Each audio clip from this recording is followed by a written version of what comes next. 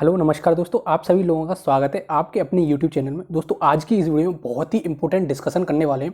जिस किसी ने भी UPPSC Uttar Pradesh public service commission में किसी भी एग्जाम में, चाहे वो एई हो गया, चाहे वो पॉलिटेक्निक लेक्चरर का हो गया, किसी में भी अगर आपने फॉर्म डाला तो ये वीडियो आपके लिए बहुत ही इंपॉर्टेंट होने वाली है। क्योंकि दोस्तों आप सभी लोगों के लिए एक न्यूज़ आ रही है कि जो रिजर्वेशन पॉलिसीज़ हैं वो चेंज की गई हैं, कुछ माइनर सा चेंज किया गया है उन पॉलिसीज़ में। बहुत सारे कैंडिडेट थे जो unreserved category as well as reserved category के, जिन्होंने इलाहाबाद हाई कोर्ट का रुख किया था, उनको कुछ इसमें त्रुटि लग रही थी तो वो इलाहाबाद हाई कोर्ट में गए, तो उनके फेवर में डिसीजन आ गया। तो यूपीपीएससी को, जो उत्तर प्रदेश लोक सेवा आयोग है, उसको अपना रिजर्वेशन पॉलिसी को चेंज करना पड़ा है। अब ये ऐसी कोई नहीं कि पॉलिसी कुछ नई लेके आए हैं, ये एक्चुअली पॉलिसी जो थी वो यूपीएससी, जो सेंटर वाली यूनियन पब्लिक सर्विस कमीशन है, उसमें फॉलो की जाती थी। अब उसी को यूपीपीएससी भी फॉलो करेगा। ठीक है दोस्तों, देखो हम डिटेल में डिस्कस करने वाले हैं रिजर्वेशन के बारे में। बहुत ज़्यादा कॉम्प्लिकेटेड इशू है, और कॉम्प्लिकेटेड इन द सेंस बहुत ज़्यादा इसमें समझने को है। तो आप इस वीडियो को एंटायरली देखें और एक छोटे छोटे एक्सपेक्ट को समझने की कोशिश करना।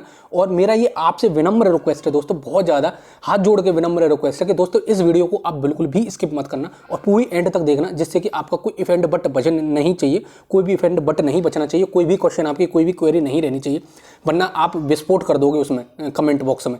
तो मेरा आपसे विनम्र रिक्वेस्ट है, इसको ध्यान से देखना और एकता पूर्वक देखना, पूरा एंड तक देखना।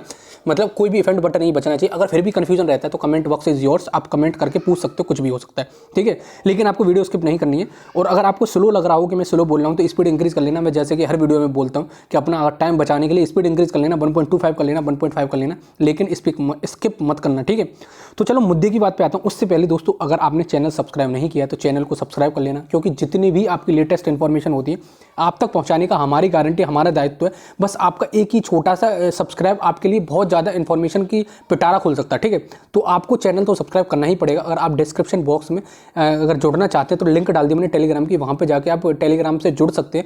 वहाँ पे जितनी भी वीडियोज़ की मैं बनाता हूँ, जितना भी चैनल पर आता है, और भी इन्फॉर्मेशन होती है जिसकी वीडियो नहीं बनाई जा सकती, छोटी मोटी इन्फॉर्मेशन, वो मैं टेलीग्राम पर प्रोवाइड करता रहता हूँ। तो आप वहाँ जाके जुड़ सकते हैं, जिससे कि आपके पास जल्दी से जल्दी नोटिफिकेशन आ जाएगा। ठीक है, अब ना ज़्यादा टाइम बर्बाद करती हूँ, सीधे मुद्दे की बात पे आता हूँ और आपको दिखाता हूँ कि इन्फॉर्मेशन क्या है। देखो, ये ऑफिशियल नोटिफिकेशन नहीं है, ये आपका प्रयागराज का अमर उजाला अखबार है, उसमें ये न्यूज़ निकली है, उसका कटआउट है।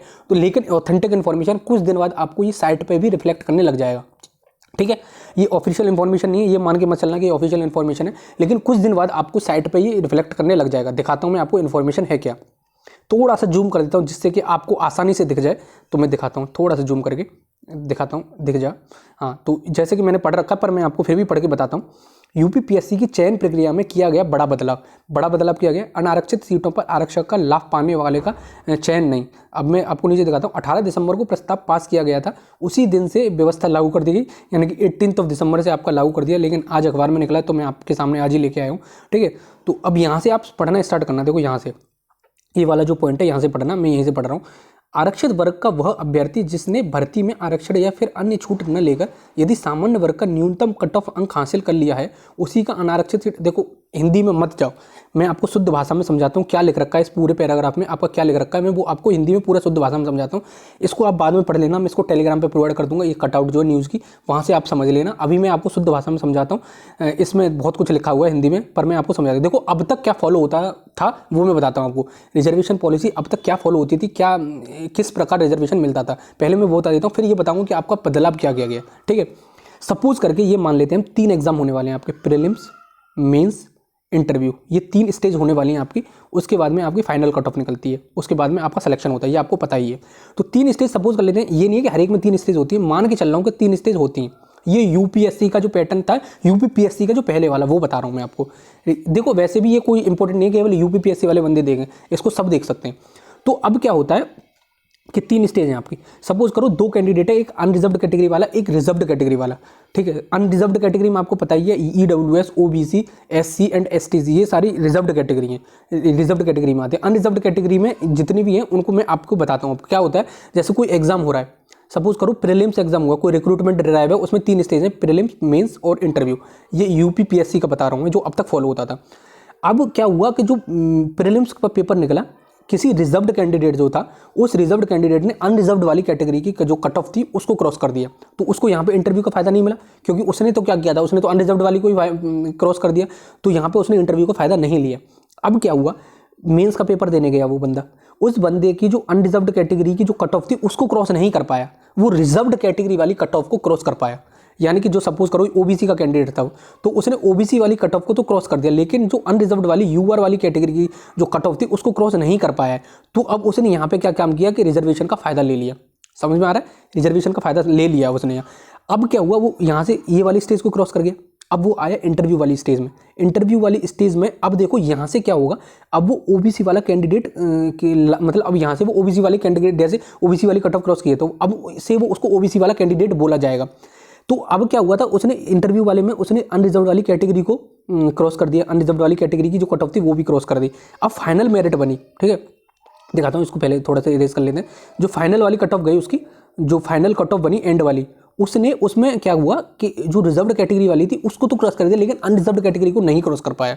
ठीक है, तो अनरिजर्व्ड कैटेगरी को नहीं क्रॉस कर पाया तो अब क्या था, उसको फिर दोबारा रिजर्व्ड कैटेगरी में उसको मिल जाएगा। समझ में आ रहा है? अगर उसने अनरिजर्व्ड कैटेगरी वाली कट ऑफ को क्रॉस कर दिया यहाँ पे फाइनल में, उस जो यहाँ पे रिजर्वेशन का फायदा ले लिया, लेकिन यहाँ पे फाइनल में आकर उसने रिजर्वेशन जो अनरिजर्व्ड वाली कैटेगरी है उसकी कट ऑफ को क्रॉस कर दिया। मतलब सपोज करो अनरिजर्व्ड कैटेगरी की 60 थी और जो रिजर्व्ड कैटेगरी की थी वो 56 थी, उसके 61 नंबर आए, 61 मार्क्स आए, उसने यानी कि अनरिजर्व्ड कैटेगरी वाली कट ऑफ को क्रॉस कर दिया, तो अब उसको अनरिजर्व्ड में रखा जाएगा। ठीक है, जबकि यहाँ पे उसने पहले ही रिजर्वेशन ले लिया है, रिजर्वेशन का फायदा लेने के बाद भी उसको अनरिजर्व्ड में काउंट किया जा रहा है यहाँ पे। ये अब तक फॉलो होता था। समझ में नहीं आया? फिर दोबारा से समझाता हूँ, ध्यान से समझना। देखो इसको क्रॉस करके दोबारा समझाता हूँ। 3 स्टेज है, प्रीलिम्स, मेंस, इंटरव्यू। ठीक है, उसके बाद में फाइनल कट ऑफ लगती है। आप सभी लोगों को पता ही होगा, ये प्रोसीजर होता है पूरा, इसी के बेसिस पे आपका सिलेक्शन होता है। ठीक है, अब मैं आपको बताता हूँ, सपोज करो किसी कैंडिडेट ने पहला पेपर दिया, उसमें अनरिजर्व्ड वाली कैटेगरी की जो कट ऑफ थी उसको क्रॉस कर दिया। सेकंड वाला पेपर दिया, उसमें वो अनरिजर्व्ड वाली कैटेगरी की कट ऑफ को क्रॉस नहीं कर पाया जो रिजर्व्ड कैंडिडेट था, तो उसको रिजर्वेशन का फायदा मिल गया। यहाँ पे उसने रिजर्वेशन का फायदा लेके रिजर्व्ड कैटेगरी वाली कट ऑफ को क्रॉस करके वो आगे बढ़ गए। अब यहाँ पे क्या हुआ, उसने इंटरव्यू में ये मान के चलते हैं कि उसने अनरिजर्व्ड की कैटेगरी को क्रॉस कर दिया। ठीक है, मान के चल लेते हैं। अब फाइनल कट ऑफ में क्या हुआ, उसके मार्क्स ऐसे आए कि उसने अनरिजर्व्ड की कैटेगरी को भी क्रॉस कर दिया, और रिजर्वेशन वाली कैटेगरी से तो ज़्यादा ही होगा जो अनरिजर्व्ड कैटेगरी से। जैसे सपोज करो अनरिजर्व्ड कैटेगरी की कट ऑफ थी 60, उसके मार्क्स आए 61, तो उसने अब ये अनरिजर्व्ड वाली कैटेगरी की कट ऑफ को क्रॉस कर दिया, तो अब उसको अनरिजर्व्ड वाली सीट मिलेगी, जो यूआर वाली सीट थी वो मिलेगी। ये होता था अब तक। ठीक है, समझ में आ गया? अब तक क्या होता था कि इसने यहाँ पे रिजर्वेशन लेने के बावजूद भी उसे अनरिजर्व्ड कैटेगरी में काउंट किया जा रहा है। ये यूपीपीएससी में ही होता था, इससे पहले और किसी विभाग में नहीं होता, यूपी में ही ऐसा होता था। ठीक है, अब मैं बताता हूँ जो नया वाला हुआ उसमें क्या होगा। यहाँ पे अगर उसने एक बार रिजर्वेशन ले लिया है तो उसको एंड तक रिजर्वेशन वाला कैंडिडेट ही घोषित कर दिया जाएगा, उसको एंड में भी रिजर्व्ड कैंडिडेट की तरह ही ट्रीट किया जाएगा। यानी कि समझ में आ रहा है? अगर उसने एक बार कहीं भी एंटर प्रोसेस में, अगर एक बार कहीं भी किसी बंदे ने जो रिजर्व्ड कैटेगरी का है उसने अगर रिजर्वेशन का फायदा ले लिया तो उसको एंड तक उसी कैटेगरी के अंडर में रखा जाएगा। अगर यहाँ पे उसने ये जैसे यहाँ पे देखो, यहाँ पे जो उसने कट ऑफ क्रॉस करी थी अनरिजर्व्ड वाली, अगर उसने एंड में अनरिजर्व्ड वाली भी क्रॉस कर दी फिर भी उसको रिजर्व्ड कैटेगरी वाली सीट ही मिलेगी। दोबारा से समझाता हूँ, ध्यान से सुनना, बहुत ध्यान से। ठीक है, बहुत ज़्यादा इंपॉर्टेंट इशू है, इस वजह से ध्यान से सुनना आप सभी लोगों को। देखो 3 पेपर है, सपोज कर रहा हूँ 3 है, ऐसा नहीं कि हर एक में 3 ही होते हैं। ठीक है माय डियर फ्रेंड, 3 पेपर है, उसके बाद में एक फाइनल कट ऑफ लगती है। ओके माय डियर फ्रेंड, अब क्या हो रहा है, एक अनरिजर्व्ड कैटेगरी का नहीं, रिजर्व्ड कैटेगरी वाला बनता है, कोई भी कैटेगरी ले सकते हो, ओबीसी, एससी, एसटी, ईडब्ल्यूएस। ठीक है, इसमें से उसने प्रीलिम्स वाली कट ऑफ क्रॉस कर दी अनरिजर्व्ड वाली।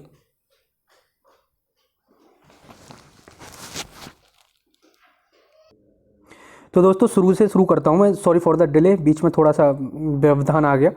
देखो अगर आपने प्रीलिम्स, 3 स्टेज का पेपर है कोई, प्रीलिम्स, मेंस, दोबारा से बता रहा हूं मैं स्टार्टिंग से, और इंटरव्यू, और फाइनल आपकी मेरिट कर लगती है एंड में, लास्ट में। ठीक है, अगर पहली स्टेट में कोई अनरिजर्व्ड कैटेगरी का स्टूडेंट है, सॉरी रिजर्व्ड कैटेगरी का स्टूडेंट है कोई भी, उसने अनरिजर्व्ड कैटेगरी की कट ऑफ क्रॉस कर दी। ठीक है, तो उसमें यहाँ पे उन्होंने रिजर्वेशन का फायदा नहीं लिया। अब मेंस वाला पेपर है, दूसरा वाला सेकंड स्टेज का पेपर, उसमें क्या हुआ, उस रिजर्व्ड कैटेगरी वाले स्टूडेंट ने अनरिजर्व्ड कैटेगरी वाली की स्टूडेंट की कट ऑफ क्रॉस नहीं कर पाया, लेकिन वो रिस्पेक्टिव जो जिस कैटेगरी में बिलोंग करता है उसी कैटेगरी की उसने रिजर्व्ड वाली कैटेगरी की कट ऑफ को क्रॉस कर दिया है, तो उसने यहाँ पे रिजर्वेशन का फायदा ले लिया और वो आगे बढ़ गया।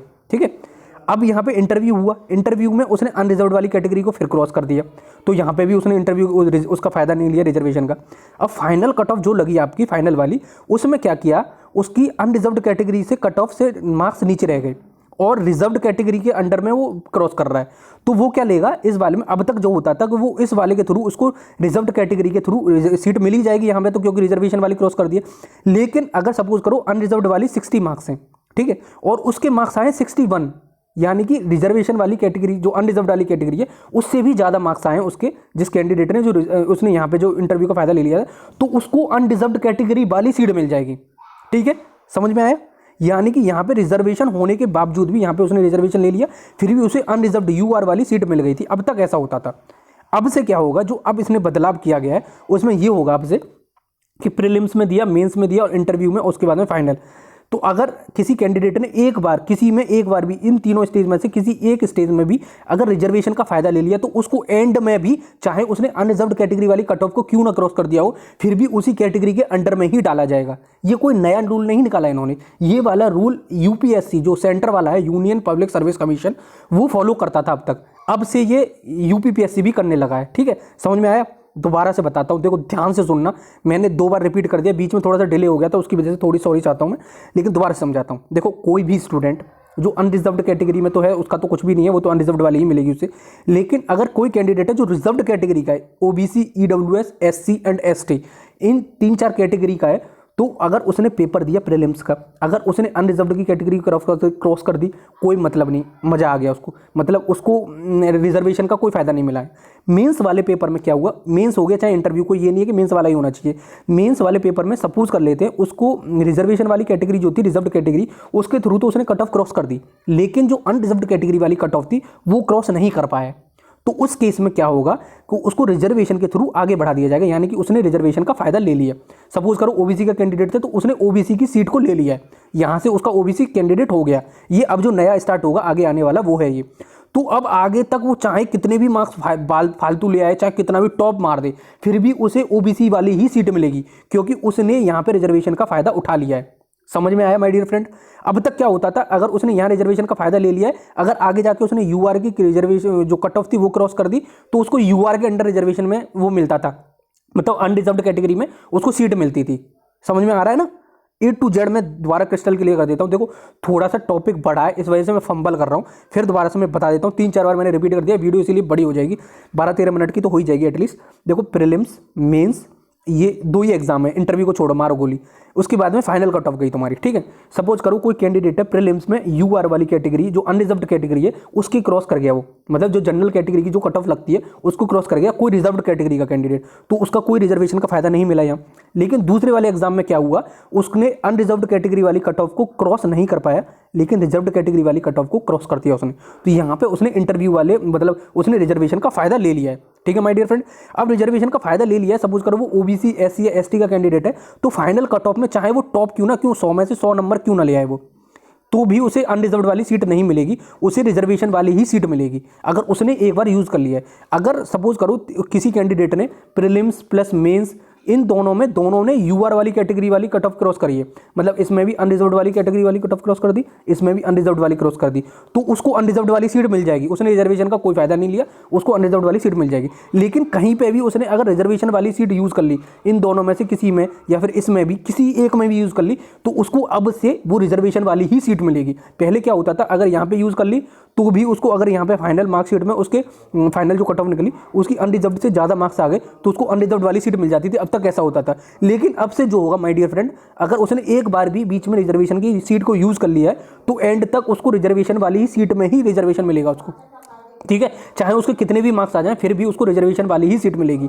ओके माय डियर फ्रेंड, मैंने समझाने की बहुत कोशिश की है। अगर फिर भी कोई आपका डाउट बचता है तो दोस्तों आपके लिए कमेंट बॉक्स जिंदाबाद, आप वहां पे जाके देख सकते हैं। 2-3 बार मैंने बता दिया, 1-2 बार मैं भी फंबल कर गया हूं तो उसके लिए सॉरी।